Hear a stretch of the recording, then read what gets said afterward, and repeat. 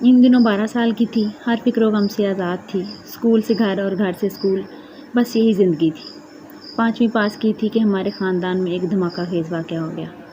منزل ماموں اصغر نے پہلی بیوی اور 4 بچوں کے ہوتے ایک تھیٹر ایکٹریس کی لڑکی چمن آرا سے شادی کر لی۔ یہ امر سارے خاندان کے لیے افسوسناک تھا، لیکن مجھ کو اس کی کوئی پرواہ نہ تھی۔ میں زمانے کے ہر پیچ و غم سے نابلد نئی ممانی کے دیدار کو بے قرار تھی۔ خاندان والوں کی مخالفت اور بڑی بیوی کے ڈر سے ماموں نے چمن ممانی کے لیے ہمارے گھر سے قریب ایک مکان لے لیا۔ نئی ممانی کو اکیلا چھوڑنا اب ان کی مجبوری تھی، کیونکہ خاندان نے ان کی دوسری بیوی کو قبول کرنے سے انکار کر دیا تھا۔ آخر کب تک وہ چمن کے گھٹنے سے لگے رہتے؟ مرد کو فکر معاش کے لیے تو گھر سے نکلنا ہی پڑتا ہے۔ ممانی کے لیے ایک تو یہ محلہ نیا تھا، دوسرے وہ اکیلے رہنے سے بوکھلاتی تھی۔ ماموں سے کہتی کہ گھر پر ہی رہو، یہ ایک بڑا مسئلہ تھا، اس طرح وہ اپنی پہلی بیوی اور بچوں کے پاس بھی نہیں جا سکتے تھے۔ ایک دن وہ اپنی پہلی بیوی اور بچوں کے پاس گئے تو چمن آرا بیگم کو ہمارے پاس چھوڑ گئے۔ وہ بظاہر ایک اچھی خاتون لگی، ایک ہی رات میں وہ ہم سے مانوس ہو گئیں۔ اصغر ماموں ایک دن کا کہہ کر گئے تھے، لیکن 2 دن لگا دیے، کیونکہ ان کی پہلی بیوی دوسرے شہر میں رہتی تھی۔ یہ وقت ان کی نئی نویلی بیگم نے امی سے اور مجھ سے باتیں کر کے گزارا۔ امی سے وہ بار بار کہتی کہ باجی ماں باپ سے رشتہ توڑ کے ان کے پیچھے آ گئی ہوں، اب تو آپ لوگ بھی میرے اپنے ہیں، آپ میرا ساتھ دیں، ورنہ اور کہاں جاؤں گی۔ تبھی امی نے ممانی کو گلے لگا لیا اور کہا، تم آج سے مجھے اپنی بہن سمجھو، جب کوئی مشکل ہو مجھے بتاؤ گی، میں ہر طرح سے تمہارا ساتھ دوں گی، خود کو اکیلا مت سمجھو۔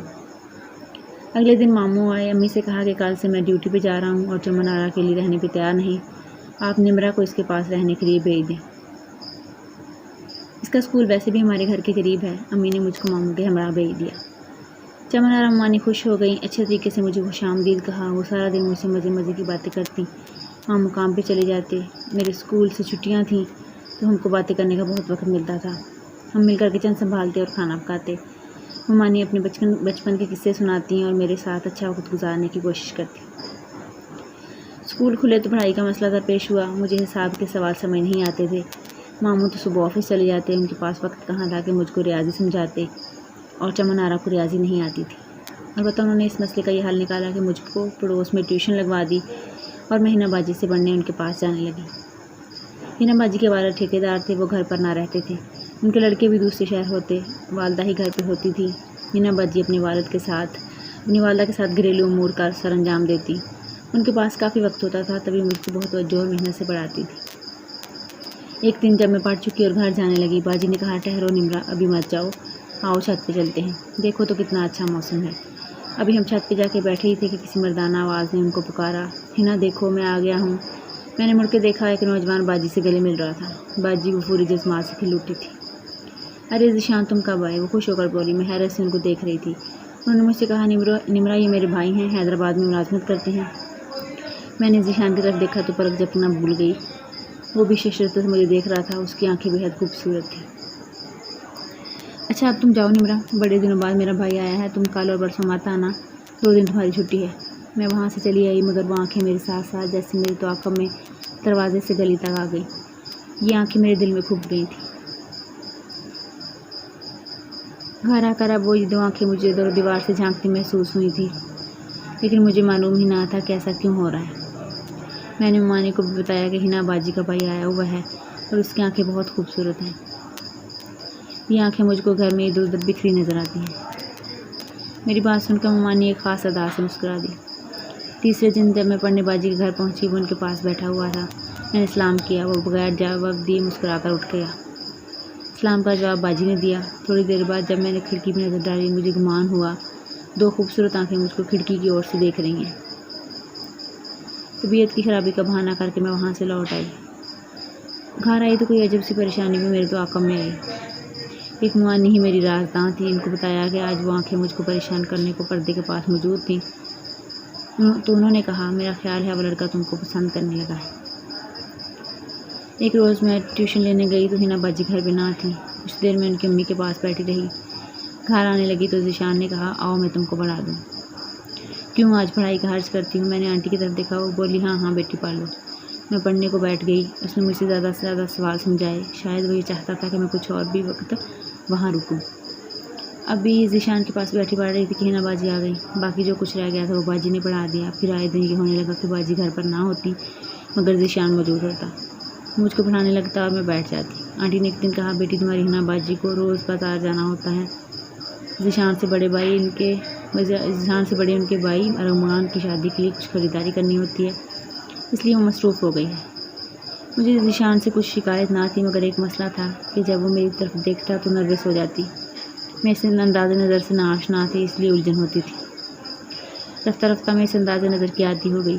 اب یہ حال تھا کہ جس روز ذیشان نہ ہوتا دل بجھ جاتا، دل حنا باجی سے پڑھنے میں نہ لگتا اور جلد از جلد وہاں سے بھاگنے کی کوشش کرتی۔ ایک دن میں چونک گئی جب اسکول سے نکلی، اس کو گیٹ کے قریب دیکھا۔ خیر اس نے مجھے کچھ نہ کہا۔ اس دن میں ممانی چمن گھاٹ جانے کی بجائے اپنے گھر سے لے گئی۔ ان کا گھر راستے میں پڑتا تھا۔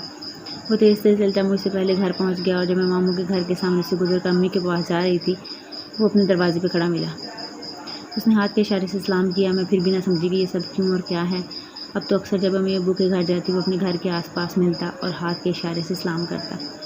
روزانہ اس کی نگاہیں نہ جانے کیا کیا پیغام دیتی، لیکن میری سمجھ میں کچھ نہ آتا۔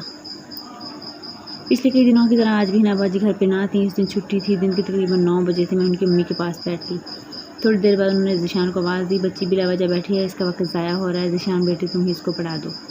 حنا تو نہ جانے کب آئے۔ ذرا دیر بعد ان کی دائیں طرف کی پڑوسن نے آنٹی کو اپنی لڑکی بلوا کر بلوا لیا اور کہا کہ سنار آیا ہے، آ کر ڈیزائن دیکھ لیں۔ وہ فوراً چادر لپیٹ کے چلی گئیں۔ ان کو یہ دھیان بھی نہ رہا کہ میں اور ذیشان گھر میں اکیلے ہیں۔ بس اتنا کہا کہ 5 منٹ میں آتی ہوں، نمرا بیٹی ہانڈی چولہے پہ چڑھی ہے، ذرا دیکھ لینا۔ اس دن پڑھاتے پڑھاتے ذیشان نے کہا، نمرا تم اتنا کم کیوں بولتی ہو؟ میں نے جواب دیا، مجھے زیادہ باتیں کرنا نہیں آتی۔ وہ بولا، تم جانتی ہو میری چھٹی ختم ہو رہی ہے، مجھے واپس ملازمت پہ جانا ہے۔ نہیں، میرا جواب ایک لفظ میں تھا۔ اچھا تو سن لو، تم نے کسی کی روح پہ قبضہ کر لیا ہے اور اس کی دل کی دھڑکن بن گئی ہو۔ میں ہمن نقوں کی طرح اس کی طرف دیکھنے لگی۔ کہنے لگا، ایسے کیا دیکھ رہی ہو؟ کیا میری آنکھیں بہنگی ہیں؟ نہیں تو۔ نروس ہو کر میرے لبوں سے یہ الفاظ بے سخت ادا ہو گئے۔ آپ بہنگے تو نہیں، آپ کی آنکھیں تو بہت خوبصورت ہیں۔ اچھا خوبصورت ہیں میری آنکھیں؟ کیا تم خوبصورت کا مطلب جانتی ہو؟ نہیں، میں نے دونوں جواب دیے۔ کہا کہ تم بہت معصوم ہو نمرا، تمہارا یہ معصوم چہرہ میرے ذہن کے کینوس پہ ایک پل کے لیے بھی گم نہیں ہوتا۔ جانتا ہوں تم ابھی بہت چھوٹی ہو، شاید 13 یا 14 سال کی، لیکن محبت کے لیے عمر کی کوئی قید نہیں ہوگی۔ تمہیں میرے لیے ہاں میں جواب دینا ہوگا۔ بڑے بھائی کی شادی کے بعد میں اماں سے تمہارے بارے میں بات کروں گا۔ میں حیران پریشان گھر آ گئی، کیونکہ میرے سمجھ میں ان کی بات ادھوری آئی تھی۔ پوری طرح ذیشان کی بات کا مطلب نہ سمجھ سکی۔ انتظار سے ناآشنا ایک 6ٹھی جماعت کی طالبہ کو بھلا کیا پتہ کہ محبت کیا ہوتی ہے، اور انتظار کس بلا کا نام ہے اور کیوں انتظار کرنے کا کہتا ہے۔ گھر آ کر بہرحال ذیشان کی باتیں میرے ذہن سے محو نہ ہوئیں، بلکہ مجھ کو پریشان کرنے لگیں۔ بالآخر میں نے ممانی کو سب کچھ بتا دیا۔ وہ آزاد خیال تھی، دل کی کانوں سے میری بات سنی اور پریشانی کو بھانپ لیا۔ بولی، نمرا تم تو خوش نصیب ہو، اتنا چاہنے والا ملا ہے۔ اگر مجھے کوئی ایسا کہتا تو میں فوراً محبت کا جواب محبت سے دیتی۔ انہوں نے محبت کے بارے میں ایسی باتیں کی کہ میں اس کام کو بہت ضروری اور اہم خیال کرنے لگی۔ ان کی باتوں نے میرے کچے ذہن پہ بہت برے اثرات مرتب کیے۔ میرے دل میں چبھنے والی بے چینی پیدا ہو گئی۔ نہ جانے کیا ہوا کہ میرے دل کی دنیا ہی بدل گئی۔ سارا دن اداس رہتی، امی کے پاس جانا بھی کم کر دیا۔ چمن آرا ممانی کے قریب رہنے کی کوشش کرتی، جیسے یہی وہ ہستی ہے جو مجھے پریشانی اور ذہنی خلفار سے بچا لے گی۔ ہر وقت ان سے ہی باتیں کرنے کی کوشش کرتی، وہ بھی مجھے ٹوکنے کی بجائے میری حوصلہ افزائی کرتی، بار بار جتلاتی کہ تم مانو یا نہ مانو، تم کو ذیشان سے محبت ہو گئی ہے اور یہ کوئی بری بات نہیں ہے۔ یہ بات انہوں نے بار بار مجھ کو اس طرح یاد کرا دی کہ میں نے محسوس کیا کہ میں ذیشان کے بغیر نہیں رہ سکتی۔ مجھ کو محبت کا مطلب سمجھ میں آنے لگا کہ ہر وقت جس کی یاد ستائے، ہر دم جس کی کمی محسوس ہو، سمجھو کہ اس سے محبت ہو گئی ہے۔ میں اب کھل کر ذیشان کا نام لینے لگی۔ پڑھائی سے دل اچھاٹ ہو گیا۔ سوچتی کیا واقعی محبت انسان کو پاگل بنا دیتی ہے؟ میری حالت بھی ان دنوں پاگلوں جیسی ہو گئی تھی۔ اس حالت میں ممانی نے میری بہت دلجوئی کی، بہت خیال رکھا۔ اب سوچتی ہوں کہ ان کا یہ لگاؤ برتاؤ ان کی دوستی نہیں بلکہ دشمنی تھی۔ اگر ان کو مجھ سے دشمنی نہ ہوتی تو وہ مجھ کو سمجھاتی، نہ کہ اس سزا میں دخل کرتی اور ایسے روگ میں مبتلا کر دیتی کہ جس سے میں قطعی ناآشنا تھی۔ مجھے سمجھا کر روک دیتی کہ ایسی باتیں نہ سوچو، یہ باتیں تمہارے سوچنے کی نہیں ہیں، بس اپنی پڑھائی کی طرف دھیان دو۔ غرض کہ وہ اچھی ممانی نہ تھا، میں تو لائق طالبہ تھی۔ مجھ کو تعلیم کی طرف راغب کرنے کی بجائے انہوں نے سیدھے رستے سے بھٹکا دیا اور ایسے رستے پہ چلا دیا۔ اگر ان کی جگہ میری ماں ہوتی تو وہ ضرور مجھے روکتی۔ یہ 4 ماہ مجھ پہ صدیوں کی طرح بھاری گزرے۔ بالآخر ذیشان لوٹ آیا، میرا دل کھل اٹھا، ہر وقت دھڑکنیں تیز رہنے لگی۔ ممانی اس کے نام سے چھیڑنے لگی۔ میں حنا باجی کے گھر گئی، اس نے میرا ہاتھ تھام لیا اور سوال کا جواب مانگا۔ مجھ سے جواب بننا پڑا تو رونے لگی۔ مجھ کو روتا دیکھ کے بے قرار ہو گیا۔ بولا، مجھے یقین تھا لیکن محبت کا طوفان تمہارے دل میں ضرور تباہی مچا دے گا. تم نہیں جانتی میں تم سے کتنی محبت کرتا ہوں.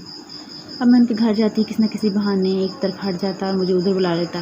ان کے گھر والوں سے چھپ کر ہماری ملاقاتیں ہونے لگی. میں ساری باتیں ممانی کو ضرور بتاتی. وہ کہنے لگی اگر ہنا کے گھر ذیشان سے بات کرنے سے تم کو خوف آتا ہے تو اپنا گھر تو محفوظ ہے. تمہارے یہاں ماموں آفس گئے ہوتے ہیں, تم ان سے یہاں بلا کر مل لیا کرو لیکن میں دن میں اس کو بتانے سے ڈرتی تھی کہ ہمارے گھر سے بھی لوگ آتے جاتے تھے. لہٰذا چمن نے یہ حل نکالا کہ میں اس کو رات کو بلایا کروں جب وہ ماموں اصغر گہری نیند سو جائیں یا وہ اپنے پہلے والے گھر گئے ہوں. سو ممانی نے خود رات کو اس پچھلی طرف گیلری میں آنے کو کہا. خود 2-4 منٹ باتیں کی اور ہم دونوں کو تنہا چھوڑ کے چلی گئی. وہ ہمیں مسلسل تنہائی میں ملنے کا موقع دیتی رہیں. اس وقت تو میں ان کو اپنا سب سے بڑا محسن سمجھتی تھی. اپنی زندگی کس موڑ پہ احساس ہوتا ہے کہ وہ میری سب سے بڑی دشمن تھی. وقت گزرنے کے ساتھ ساتھ ہمارا تعلق گہرا ہوتا گیا. سچ کہتے ہیں کہ ایسا تعلق زیادہ دیر چھپا نہیں رہ سکتا. ممانی نے میرے ساتھ دھوکہ کیا اور جب ایک دن وہ مجھ سے ملنے کے لیے آیا تو میرے بھائیوں کو گھر پہ بلا لیا.